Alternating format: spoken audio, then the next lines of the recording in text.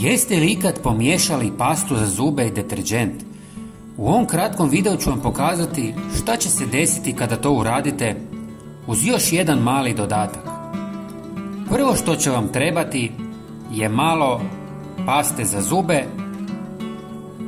i malo vode. Miješajte par minuta kako bi se pasta rastopila u vodi. Prijatelji, napišite nam odakle nas gledate. Ja sam iz Hrvatske i volim upoznavati ljude iz cijeloga svijeta. Hvala vam. Zatim dodajte 100 ml deterđenta za suđe i sve dobro miješajte. Dodajte jednu žlicu soli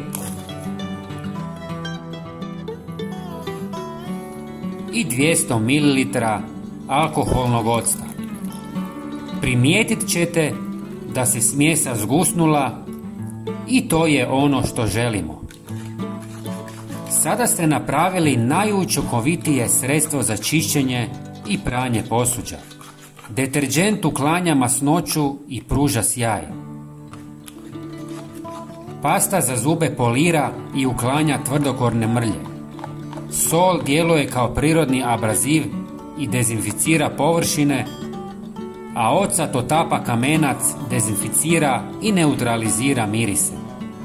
Ova kombinacija ima nevjerovatnu moć čišćenja. Sve pretočite u praznu plastičnu posudu.